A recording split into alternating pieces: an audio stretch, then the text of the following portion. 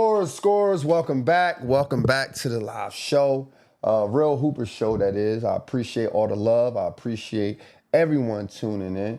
You already know what to do. Hit that subscribe button. Make sure y'all like, subscribe, and share. Y'all know where to follow me on all platforms of Score Society, and you know what to do. Check out the merch. I don't got no merch on today, but you already know how I'm rocking with the merch. I had to put my Sonics hat on. I saw this laying around. I said, let me throw the Sonics hat on. Let me go with my throwback bag. I got my boy E right here.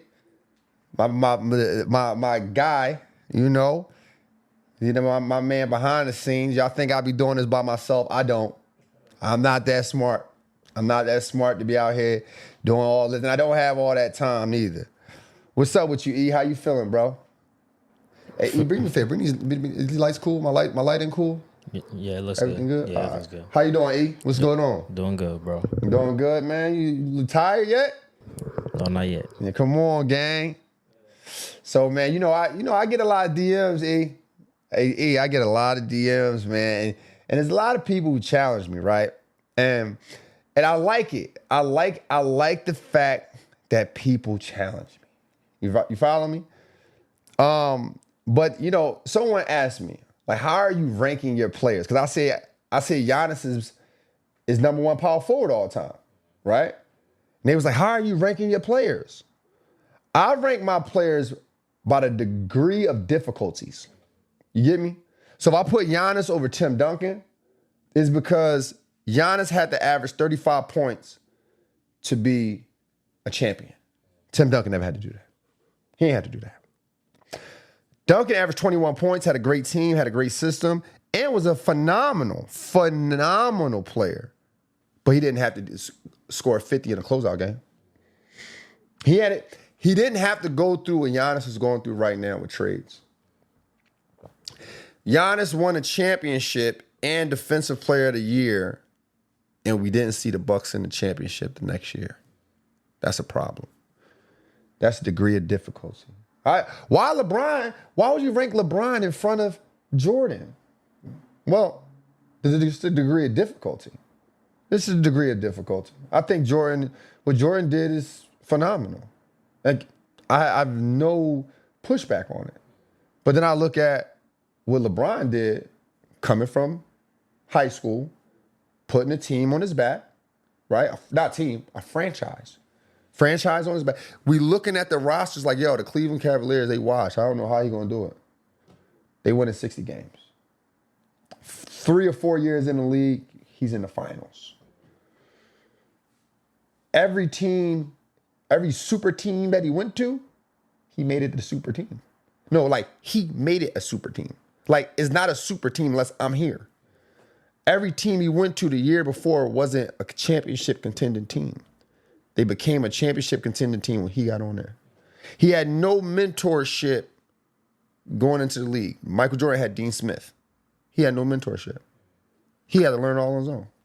Who? His high school coach taught him how to be an NBA player? Degree of difficulty. 10 finals. Played against the best players. The best players. All the competition that you say Jordan played against is number 2 to LeBron's competition. Maybe 1 or 2 might not change. Maybe Shaq. Shaq. You know what I mean? Like, okay, cool. His position, his style and position is a dying breed. You don't see it no more. Magic. You young bulls say Curry better than Magic. I'm not ready to commit to that yet. But it's questionable. So when we sit here and look at the degree of difficulty, I'm going to put LeBron in front of Jordan. Like, think about it. Steph Curry was the best shooter of all time before he broke the record. Would you agree? Why? Because of the type of shots he was making. Degree of difficulty. Off the dribble, around the screen. 2 people, 3 people on him. 6'11", Anthony Davis in his face. We didn't see Ray Allen and Reggie Miller do that. He was the greatest shooter before they even happened. Degree of difficulty. Kobe versus Jordan. I'm going to be 1,000%. I've never said this. I've never said this. Kobe versus Jordan, right? Honestly, I would rank, if I'm being, this is the God truth. I would put Kobe ahead of Jordan if he didn't copy the Jordan style. I think what Kobe did was more difficult than what Jordan did. It's just harder to argue for Kobe. It's harder to argue someone being on your team that averaged more points than you, someone being more dominant than you, and we calling you the better player. Someone on your team had all the accolades while you were playing healthy. It is hard to argue for Kobe at that point. Then your whole style, the image, or whatever the case may be, became a Jordan thing. So I can't put you ahead of Jordan. But realistically, if I'm basing guys off the degree of difficulty, Kobe come before Jordan, in my opinion. Come before Jordan. What you think, E? Would you put Kobe before Jordan? Yeah, I'll put Kobe before Jordan. I got to put Kobe before Jordan, bro. Like, me talking about this dude scored 81 points. 81 points. And I think he scored 65 times in that, or 3 times in that same season. 3 to 5 times. I didn't write it down. In that same season. The man was a dog. Then I get people that say, I was talking to a guy and I was telling him that, you know, you keep sending me all LeBron failures. You sending me all LeBron failures. Oh, look, he flopped. Oh, he missed a free throw. But you missing 2 decades of greatness. Main man gonna tell me, you talking about the decades he was losing. Now, we got to define a losing player versus losing a series. Now, let's think about this. Like, let's put this in perspective, E. LeBron James has won more playoff games than the Lakers franchise in the last 22 years. He's won more rings than the Lakers franchise in the last 22 years. The Lakers franchise is the most winning organization, one of the most winning organization in the NBA. Same thing with Boston. More playoff wins, more rings, one person. But somehow he's a loser. He's a loser, E. And it's wild to me, bro. Like, it's really wild to me that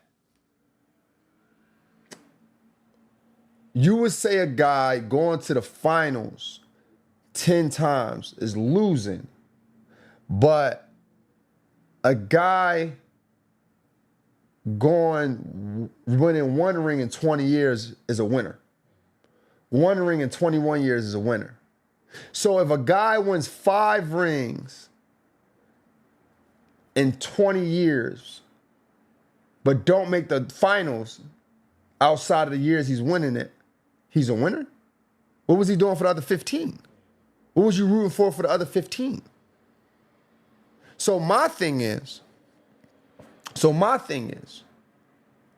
I'd rather see the player I like playing in May, June. You'd rather see your favorite player sitting at home with you on April?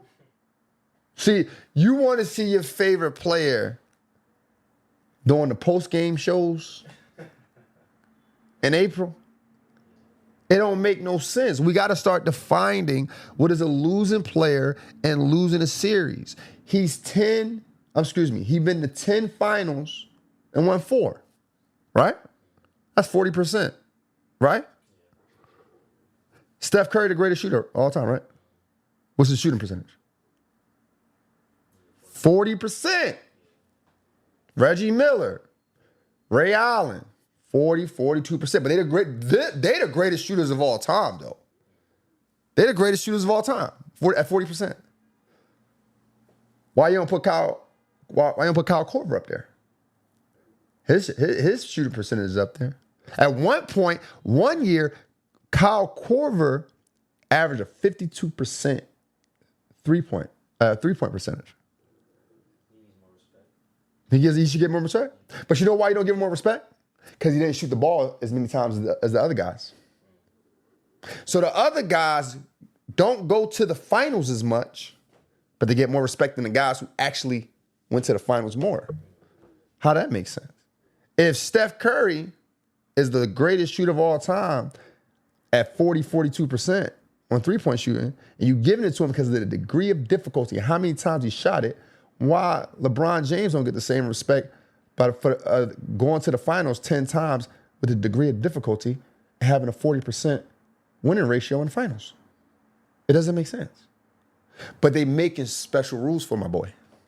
They're making special rules for him. And that's how all of these is. Right? Like, we have no problem saying Shaq is the greatest center. Do you think Shaq is the greatest center? I'm curious.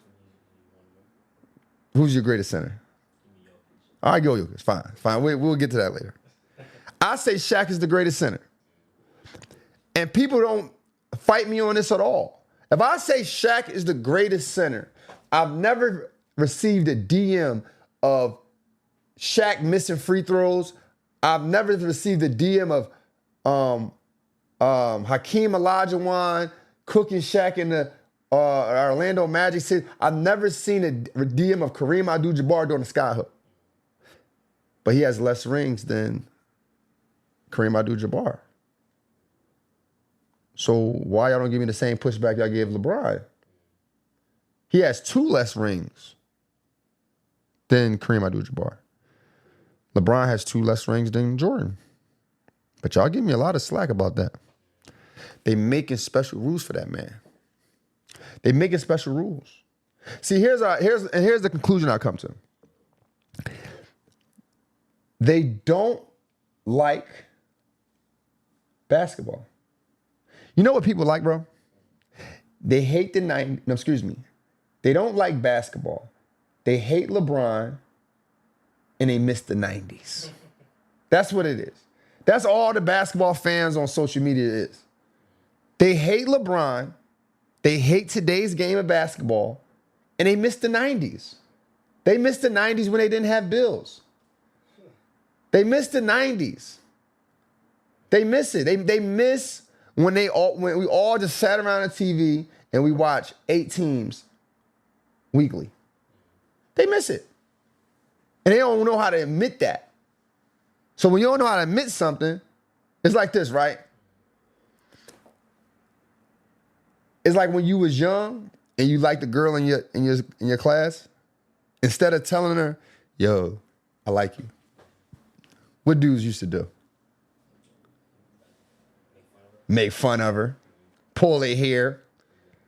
That's all this is. Dudes don't want to admit they don't like basketball. They miss the 90s and they hate LeBron. But instead of admitting that, they want to pull their hair. They want to make fun. That's it. Dog, it's okay. Basketball ain't everything. It ain't everything. If you don't like basketball, just say that. Just say that. If you missed the 90s when you had your hairline, just say that. It's all good. It's love. They got to understand. Listen, they couldn't even tell you who the top teams in the NBA is right now. They couldn't tell you. They would not know on the East. You got the Pistons, the Knicks, the Celtics, Magics, and Raptors. They couldn't tell you that. They couldn't tell you on the West, OKC, Lakers, Nuggets, and Houston, and Spurs are the top 5. They could not tell you that. They wouldn't even be able to tell you who the top scorers are. They'd be surprised to know Luka's averaging 35 points. They'd be surprised to know SGA is averaging 32 points. Maxey is averaging 31 points. Donovan Mitchell averaging 30. Nikola Jokic is averaging 29 points and leading the league in assists with 11 of them. They wouldn't know that. They wouldn't know that. You know why they wouldn't know that? Because they don't like basketball. They don't like basketball. They don't like players having a choice to go and do what they want to do. They don't like the fact that they can't keep track of basketball. They don't like it. They don't like the fact that one day you can be cheering for Tyler Hero, and then the next you cheering for, and you're trying to figure out how Jamie Hawkins scored 24 points off the bench. They sick. Sheesh, man. But you know what came to my attention, bro? That you know who doing the right thing? Speaking of off the court, you know who doing the right things off the court? Kevin Durant. So someone sent me his investment portfolio. It's been floating around. I don't like to be in people's pockets, man. Shout out to him, man. Shout out to Kevin Durant. I don't like to be in people's pockets, but I wanted to bring this up because I like when guys are doing positive things where people can look at the image of, right? Like when we was growing up, and this ain't no disrespect to guys like Allen Iverson or whatever, but Allen Iverson, he had his chain on. We followed that. Braids, the tattoos, and we followed that. And there's nothing wrong with that, right? Like I'm one of them. I'm a product of that era. But I like Kevin Durant because he got a great investment portfolio. And he doing things the right way. He come around, no jewelry on. I remember seeing him in Vegas years ago. I mean, I think he was, matter of fact, this was so long ago, him and James Harden and Russell Westbrook was on the same team. And he was chilling. I wouldn't have known it was him if he wasn't 7 foot. Yeah, I was like, who the fuck is this? You know what I mean? But I bring that up because I bring the investment portfolio up because that's the person they don't want you to see. They want you to remember, oh, he left OKC and went to the Warriors. They don't want you to see that he's a good businessman, so you follow his business tactics. They don't want you to see the fact that he don't wear no jewelry. You know what I mean? They don't want to highlight those things. And when these reporters get them and the on their platform, you know what they want to do? Why aren't you married? Why don't you have any kids? When are you gonna start being married? When are you gonna start having kids? And it's like, to be honest with you, and I'm not a hater against marriage, but I don't blame him. Like, think about it.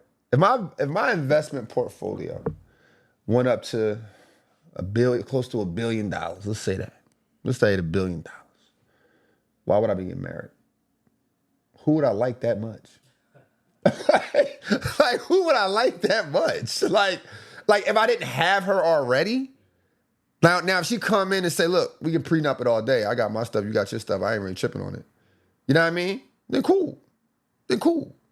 But to be like, I'm worth $1 billion on investments, and we gonna go, okay, I like a girl that much. Who's that impressive? Like, what girl is that impressive that you like, oh, I gotta marry, I want to share everything I worked hard for you before. Like, huh? Like, for me, I believe marriage is for the person or people or whatever, a couple that's building together. There's nothing wrong with that.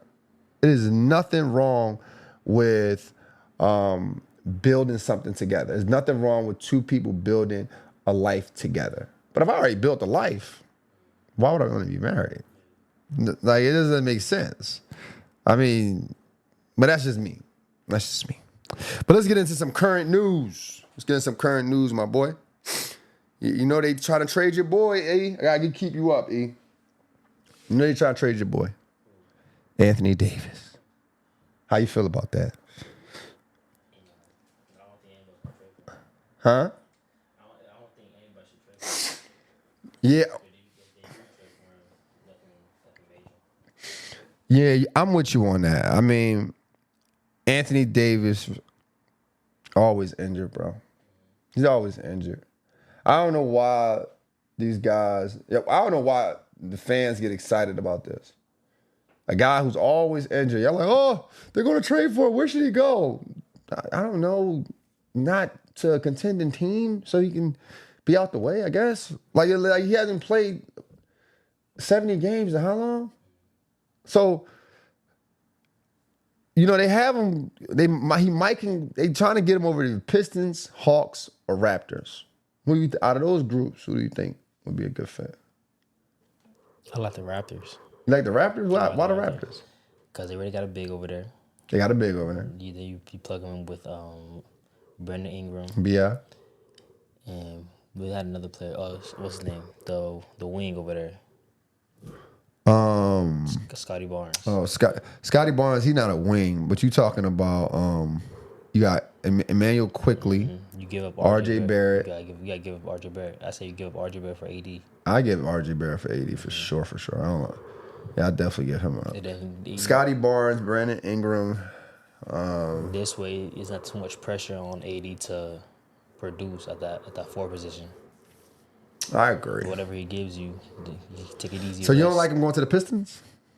I like the Pistons, but you're going to need a lot from AD for them to be a contending team. You do. And then he's already. Yeah, they don't have an even trade guy. I don't think RJ Barrett is an even trade either, though.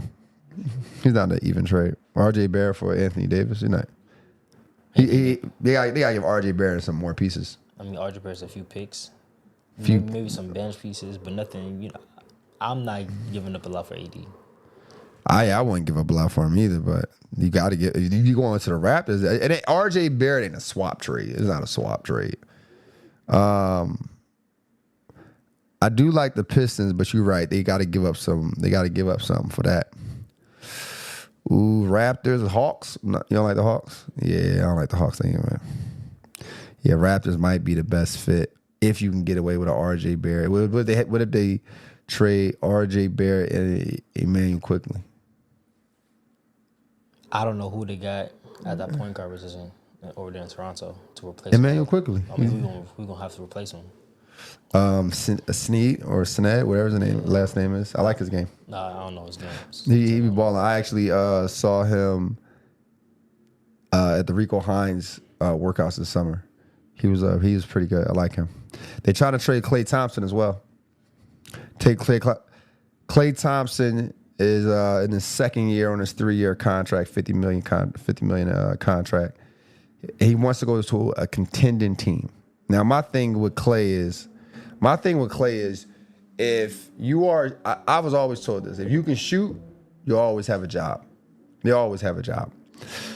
Klay Thompson is a shooter, so he's going to have a job. Now, he wants to go to a contending team. Where should he go? Lakers. Klay Thompson to the Lakers. Klay Thompson to the Lakers. I can get behind that. But see, they too old. They too old now. They'll still be pretty young. How? You got Luka. You got Reeves. Then you got LeBron. Yeah, okay, you know what? That might can work. A veteran shooter like Klay. Mm-hmm. That might can work. Just from my experience from rooting for Klay, he's kind of inconsistent as well. Some nights he give you 15. Some nights he struggles to get 11, 10. So some nights he give you 20. When you need him to give you 20, he'll give you 12. I don't know. Well, I look at it like this. Some of these nights it's just not his night. Like it's not like it's Klay from the Warriors. It's not Klay from the Warriors. Like they not drawing up plays for him. You know what I'm saying? Every night. So I mean, I think he should go to a veteran team. If you want to go to a contending team, Houston might not be bad. No, I don't like Houston. Who are we gonna give up from Houston for Klay? Yeah, I don't like giving up young players. Yeah. Like, I think a Laker style. I'm not gonna say the Lakers 100% because I'm not committed to that yet. Mm-hmm. But if I was to go to Lakers, you can get rid of some guys like Vincent. You can get rid of guys like that. Cleaver, you can get rid of him. How about in New York? Klay Thompson in New York. Klay Thompson to New York will be good, but then see New York. The problem with New York is that if you trade people, right, you'll always find yourself in the same position. The reason why they didn't win last year because it wasn't deep enough. So that's the issue with the New York, like anybody trading for New York. If it's not like a a free agent thing is going to be tough for New York to buy in. Giannis, they talking about trading your boy Giannis. What you think about that one? Do you think he should get traded? Yeah, he should leave Milwaukee. I agree. To where? I like that Spurs fit. That Spurs fit sounds fun. Here's the thing with Giannis, right? Wherever Giannis goes, he has to go to a team that's already winning. So it's going to be a super team when he gets there. You know what I'm saying? Like, there's no other way around it. Because if Giannis is saying, hey, I want to leave because I want to win, you're not going to a team that could win next year. You're going to a team right now that's winning right now. That's where you're going. You're going to a Houston. I'm not saying these are the right places, but Spurs, anyone who have a star player that has a winning record and you about to come on there and amplify it. So this is what I'm telling you about the whole thing about the super team stuff. It's a super team is hard to say. It's really a winning formula for me because you can have amazing players who are in bad situations that wants to win now. Giannis is 30 or a little under 30. He's 29. He's 30 yet. He's around that age. Let's say that. He's around that age. He was drafted 2013. He's been in the league for, that means he's been in the league for what? 12 years. He's been in the league for 12 years. And you mean to tell me you going to knock him for wanting the best for his career, his family, his legacy, but because he wants to win now? So if he goes to a Spurs and wins another championship, Wemby comes back healthy, then you got De'Aaron Fox and then a bunch of young guys who can ball. You mad at that? So essentially, because it would be a super team, would that not be a super team? Like De'Aaron Fox once averaged 26 points. Wemby before injury averaged 26 points. Giannis is able to average 34 points. This is a super team. Then you got other guys on the team that's averaging 18, 19. Barnes, all these guys, right? So when I look at it, Giannis' situation, I look at it like no matter wherever he goes, it has to go to a super team. He has to go to a super team. What do you think about Wemby? Are you concerned about his injuries and him being injured? You know, I mean, he's doing exactly what I expect a 7'5" player to do, get injured. It's hard because listen, man, as much as we love a tall player, I don't think the body was meant to be that tall. Like, I don't know the science behind it, the anatomy behind it, but somebody being 7'5" and actually running every day and doing all this stuff, I don't think your leg's supposed to hold up that. Like, I don't think you're supposed to be doing that. Like, you is abnormal. Like, you got to relax. Like, so I expected him to be injured at some capacity. I expected him to be injured. That's why when people are like, oh, he's going to break LeBron record. No, he's not. He's not going to play all these years. He's not going to play 23 years. He's going to miss seasons. It's going to be one of them things we get excited about throughout his career, and he plays anywhere between 40 and 65 games. If we can get those games, then we're good. If we can get 65 games out of him consistently, that exceeded my expectations. You know what I'm saying? So you know there's a little beef going on. You know there's a little beef. Swaggy P, Nick Young, a.k.a. the founder of Corner Boys. Steven Jackson. Steven Jackson, excuse me. Steven Jackson, all the smoke. You know what I mean? They going back and forth on live. They talking greasy to each other. See who you got in that win? I ain't see him play. I ain't see Steven Jackson play. You didn't see Steven I Jackson saw a play? little bit of Nick Young. So he's saying he didn't see Steven Jackson play. My guy E right here, man, my producer here. He's saying he didn't see Steven Jackson play because he's young. So forgive him. You're not a casual, you're just young. Nobody going back and finding Steven Jackson career high on YouTube. Okay? So, but he's young. But I'm gonna say Steven Jackson. Yeah. And only because he's tougher. Like he's tougher. Nick Young, he's not gonna be able to play a 1-on-1 to 7-8 with the way Steven Jackson is. Now, if they playing right now, let's say he play 1-on-1 right now. If it's right now, maybe I'll say Nick Young. I'm saying Steven Jackson like in the prime or whatever. But if they talking about right now, I don't know. I don't know Steven Jackson to be playing basketball. Nick Young, he was just in the Drew League this year. So he still can play. You know what I'm saying? He still can play. So that's the only thing I can think of. But I still think Steven Jackson would be, he's Steven Jackson's 6'8", and he a bully. Wasn't Nick Young like just more athletic and more of like a scorer than Steven Jackson? He was a scorer for sure. More athletic.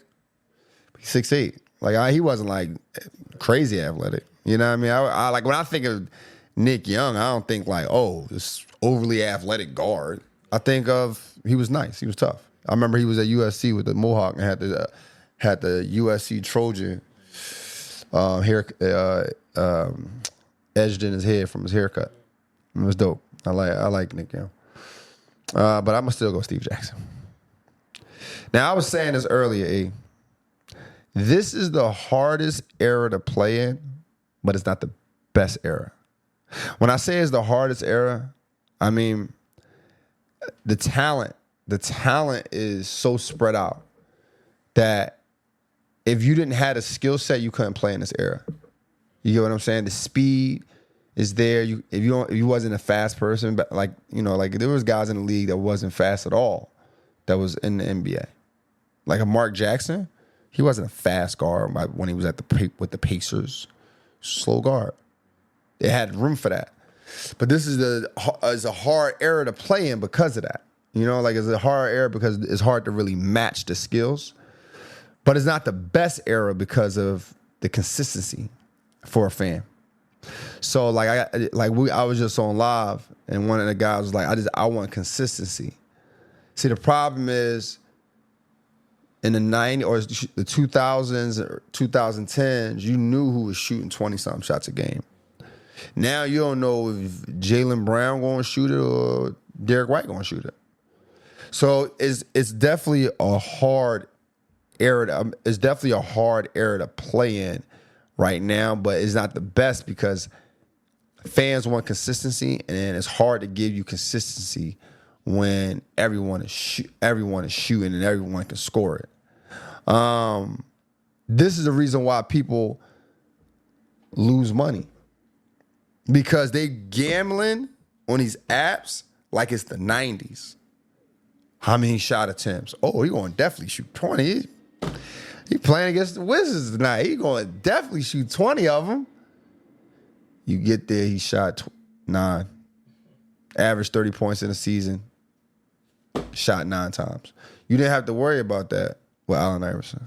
You didn't have to worry about that with Kobe. You didn't have to worry about that. You knew those guys were shooting 22, win, lose, or draw. So it's just a little different. And then the role players have different options.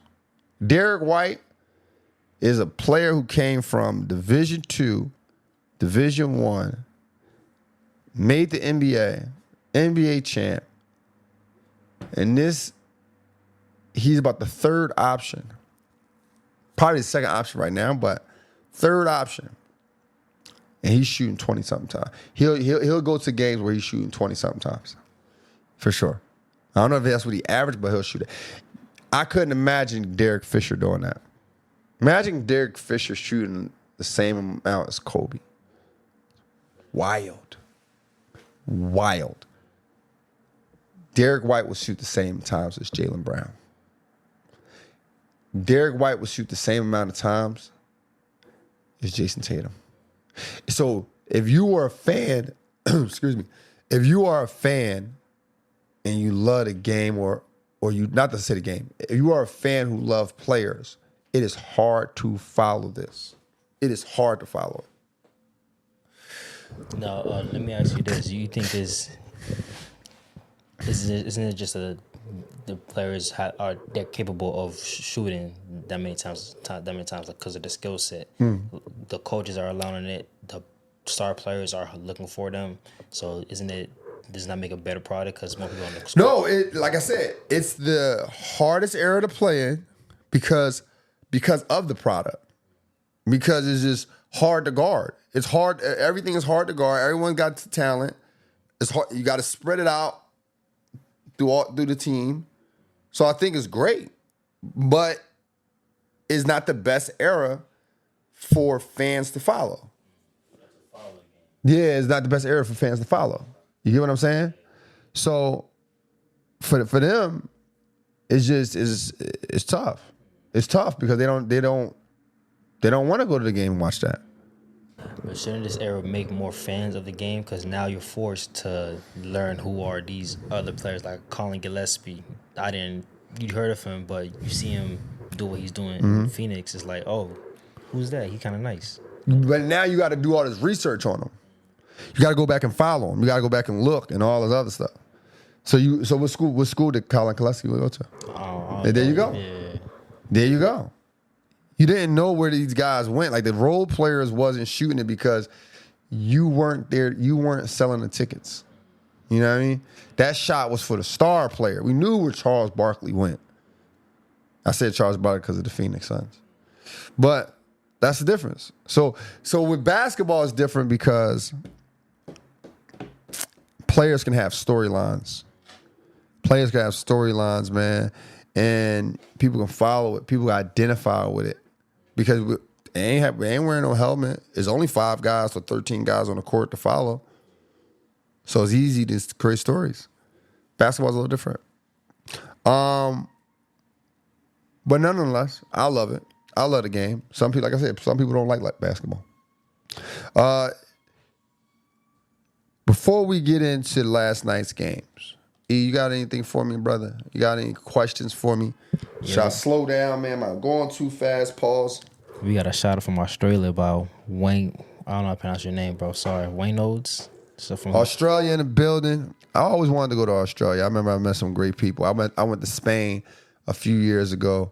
And I remember being on a plane with some Australians. And they was telling me everything about Sydney. Actually, I was actually helping a group of guys over in Sydney, get some players over here to play at my school. So shout out to Australia, man. Shout out to Australia. What's your questions you have for me?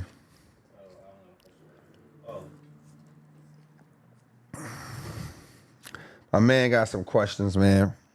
Got to answer some questions before we get into last night's Cup games. So you told a story about A court and B court. I don't know if that clip came out. It ain't come out yet. Not yet. But you mentioned that you realized playing under the whistle was different. When did you realize that? I realized that playing under the whistle versus playing outside is completely different. When I played like my first several games, thinking I could do the same things I did outside, like split defenders and all that type of stuff, and not understanding that teams practice against that kind of stuff, like practice how not to do it or not to let people split you, right? Versus when you're playing outside, you got 2 people guarding you. You want to split the defense.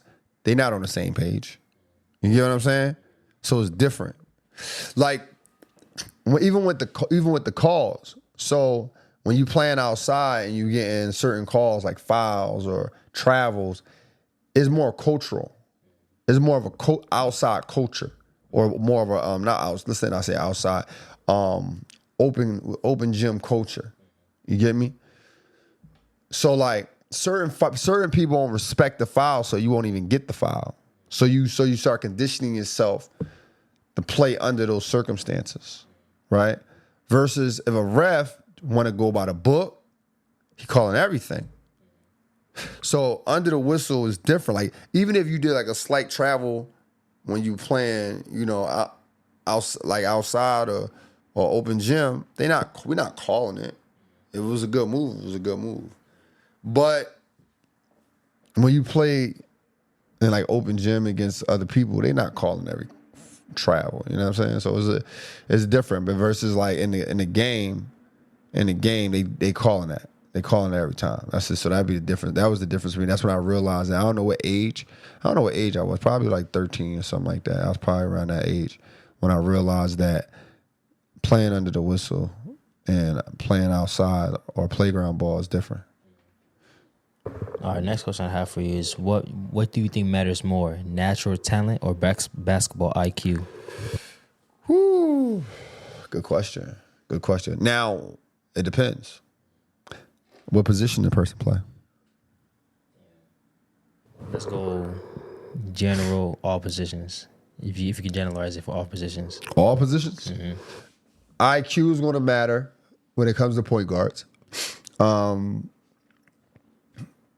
is going to matter when it comes to point guards. Natural as shooting guard, IQ still matters to me.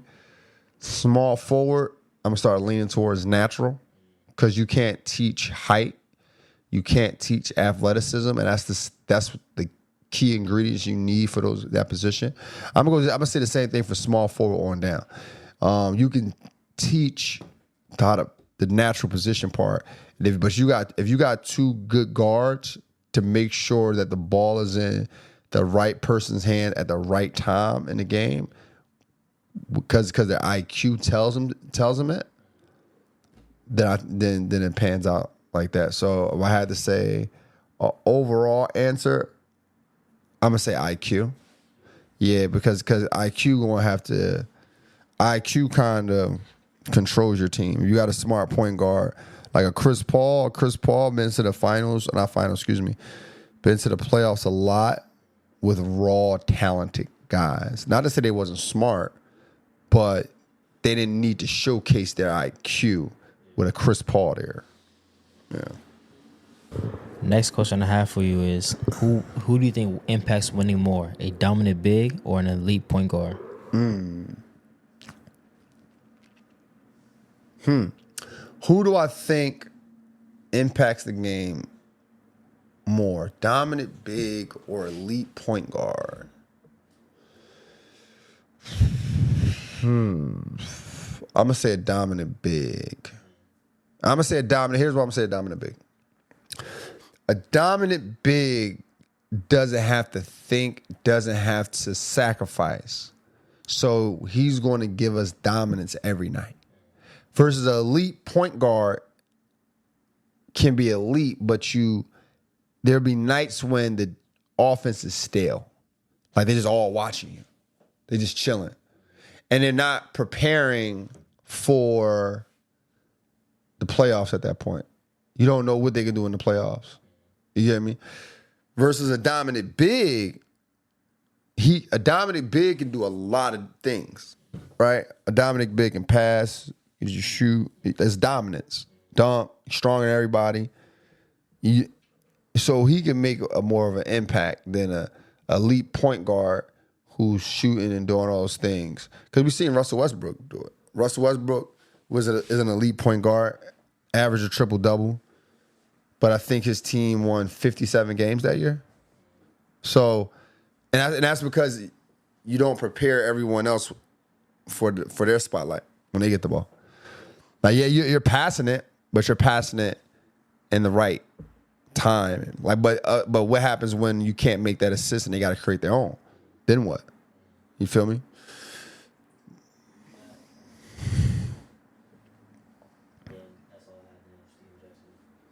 All right, man. Here we go, man. So let's get into it. Let's get into them cup games last night, brother. Get into them cup games last night. You know, Heat versus Orlando. Heat versus Orlando, bro. Like I said, the Heat had 4 players with almost 20 points last night. Here's the thing right now. Here's the thing in the NBA right now. It's really about if the team that shoots better that night wins the game. Miami Heat shot 24% from 3. Come on, bro. You can't do that. You can't do that. Especially when the Knicks shot 53% from 3. So when you my fault. I said the Knicks, my bad. I got I got all this all mixed up. Damn, I got all this mixed up. My bad. Wait, what we doing with the damn notes? Did I messed this up? Now look like we messed the notes up, man. My fault, squad. My fault, scores. Let me get this right. What's up, scorers? I just want to stop it to let you know that we got merch. We got brainwash thick elite hoodies. We got shorts. We got hats. We got everything that you need as a hooper. So make sure you check us out at scoresociety.com. Welcome to Score Society. What's up, scorers? I just want to stop it to let you know that we got merch. All right. My fault. Technical difficulties. But like I was saying, Miami Heat shot 24% from 3. The Knicks shot 47% from 3. The team that shoots the best usually wins the game. But Miami Heat didn't play bad. They still the number one. They still have the number 1 pace in the league. They have what, 5 guys that 5 guys that scored in double digits. 5 guys that scored in double digits. You follow me? They had 4 of them scored 19 or better. So they got a good team. They got a great balanced attack. But they got to know when to stop with the threes. They was 8 for 33. They were 8 for 33. Then you go down to Orlando. Orlando had Desmond Bane with 37 points. Desmond Bane been balling. You like Desmond Bane game? Yeah, he's making the fan. I didn't like him because he got some short arms. But you know what? I'm impressed. I didn't like him with the Grizzlies, but he been balling, man. He been balling 6 for 9 from 3. He been balling. They shot 47%. They shot 47% last night. 47%. Paolo Banchero, 18 points. He got to get back on track. He's a max player. Paolo's the max player, 18 points. I mean, it's cool. It's good. They got the win, you know. Ain't nothing to really blame them about because they got the win. Snugs had 20, about 20 points. I like Orlando. Orlando's looking good. Orlando's about 15-10 right now. They're 15-10 right now. And again, I still don't see what y'all thought they was going to do. Yeah, I don't think y'all was talking about championship team. Y'all, they gonna be champions. They championship team. They fourth in the East. They climbed back in there, but I don't know. I don't know about championship team now. Come on now. This is good for resume. Orlando's what they got. What Orlando is doing is good for resume. When I say good for resume, I mean they're going to lose this year, but when it's time to get some better players or make some trades, yo, look what we did last year. We need you over here. We need that shooter. We need that rebounder. Yeah. This be a good fit. This is good for resume. It's good for resume. So what you doing if they lose this year? You going to trade? You going to break up Paulo and Franz? Nah. I mean, I wouldn't break it up. I just figure out how to get some more pieces. I mean, listen. Everybody can't win every year. Like you don't always got to blow it up, right? Like you can literally be like, yo, you know what? We like this team. we're going to stick with this team. We can stick with this team and just grow. You know, we're going to get a couple young guys in there. You don't always got to blow it because it's only one person going to win. One team going to win every year.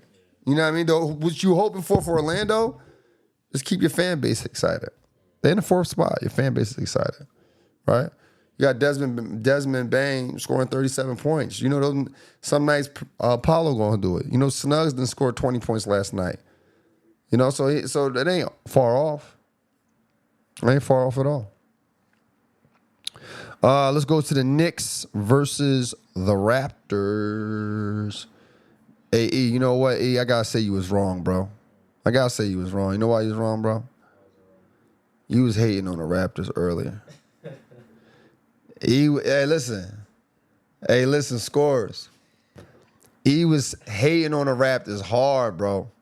Oh, that's a team you go take your girl to go see. Because they cheap tickets. They ain't going to win much. They just a bunch of guys with talent. Can't put it together. Now look at them. Now what you got to say, E? They fifth in the East. And they tied with 3rd. What you going to say now? What you got to say now? They should have lost last night. They did lose last night. They did lose. 117 to 101. Just another team, man. The Raptors, another team that don't know when to stop shooting. 29% from 3, 11 for 38. The Knicks, 46%. Man, they got to know when to stop shooting. Then they couldn't stop that boy Jalen Brunson. Jalen Brunson had 20 points by the first quarter. He had 21 points in the first quarter. He had 35 last. He finished with 35. Josh Hart, season high, 21 points. And then Klay Thompson did a nasty dunk. That dunk was nasty. He had 14 and 16. Do you think the Knicks have what it takes to be champion? That's hard.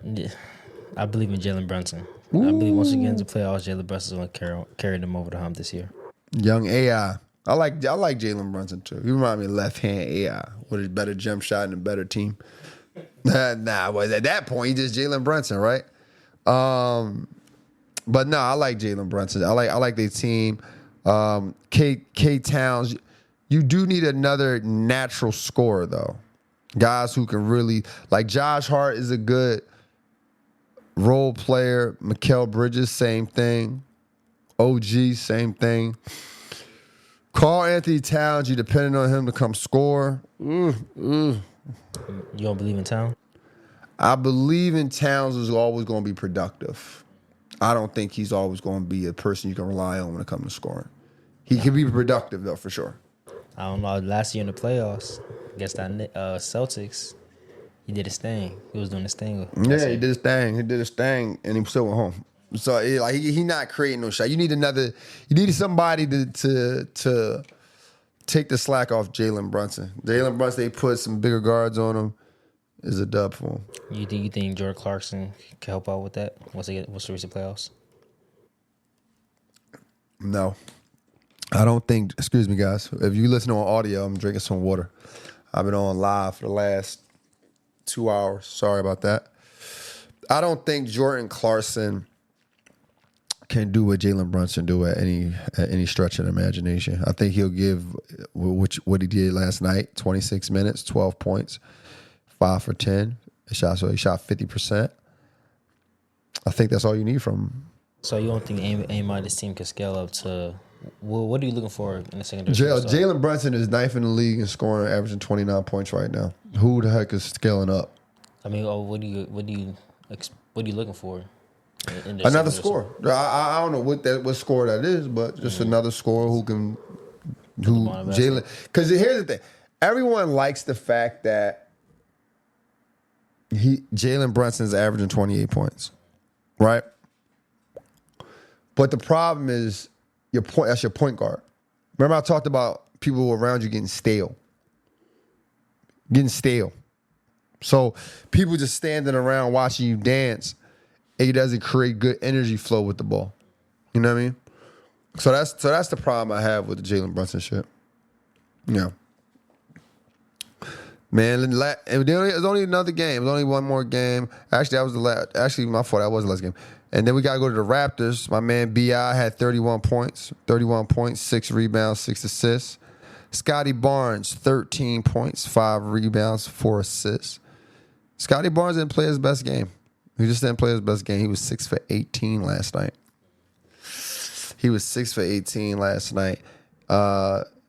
Jamal Sneed, Shed. I like his game. Whatever his name is, if you ever see this, I like your game, bro. I like your game. I got a chance to see him in that Rico Hines workout over the summer, and he was playing exactly how he played last night, making the right pass, making the right play, and hitting the open shot. That's all you can ask for. It looks like Emmanuel quickly was out, so he held it down. But they still lost.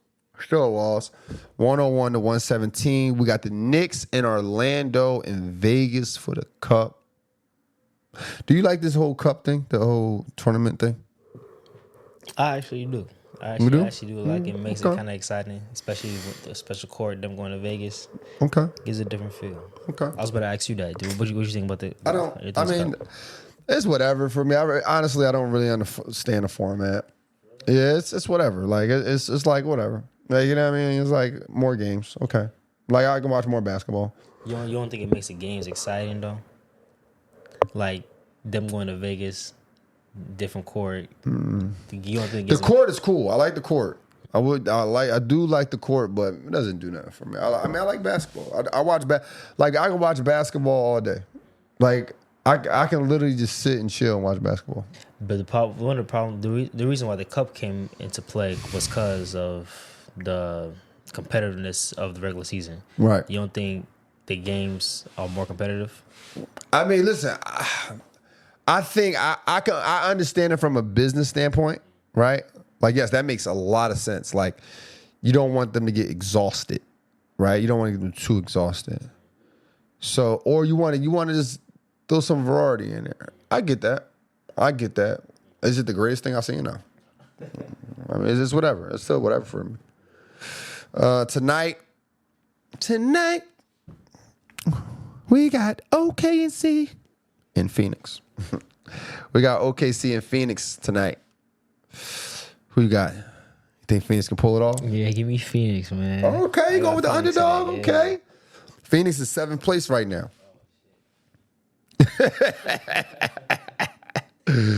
They shooting 41%. They could do it. Dylan Brooks needs to show me what he's talking about. Don't give me all that hype stuff because you playing LeBron and then be chilling when you get to the best team in the league. I want to see the same energy. Because he's looking good. Pause. He definitely looking better than he looked last year when it comes to the offensive side of the basketball. But I want to see all that you were showing us on with the Lakers tonight. I want to see it tonight, Dylan. You know if Devin Booker's playing? Devin Booker is a game time decision, which is like BS to me. Like, play, dog. Like, play. Game time decision against OKC Thunder. Like, no, bro. You're averaging 25 points right now. He has been sitting out the past couple of days. I think it's who? He has been sitting out with the hopefully he was sitting out to prepare for this game. Like, you know what I mean? Like, why are we sitting out right now? Like, what are we talking about? It's OKC. Why are we sitting out? Then you have OKC championship bound. SGA averaging 32 points. And what if they don't lose again this year? What if they go 81-1? Would SGA be the greatest? That'd be tough, bro. But I think they're gonna lose. They're gonna lose some more games. Because teams is like the teams they played on the first half of it. They were still trying to get their legs up under them. Now teams starting to gel. They're starting to get better. But I got OKC in this one. I mean, they average 123 points. So I think Phoenix is 112 or something like that. And they shoot 50% from the field. Then tonight, we also got the Lakers versus the Spurs. Wemby is out. Luka's averaging 35 points. But it should be a good game. Both teams averaging about 119 points a game and shooting close to 50%. But I want to see Lakers take better shots. I want to see Lakers take better shots. Like, they shoot too many contested shots, step backs. It's like, damn, y'all allergic to open shots? But that's their game though. Austin Reeves, Luka, they ain't gonna win no championship. Yeah. They ain't gonna win no championship. And hopefully we see LeBron turn up. Man, he might be still sore from the other night, so we gotta give him some grace. But hopefully we see him turn up, man. All right, there you have it, E, man. Another great episode, man. Man, what you think, E? Anything I left out? Nah, I don't got nothing right now. All right, man. There you have it. Another amazing live show. I appreciate the love, appreciate the support. You already know what to do. Make sure you like, subscribe, and share. If you're looking for some merch, make sure you go tap into our website at goalsactivewear.com. Until next time, let's continue to think elite and together. Welcome to Score Society.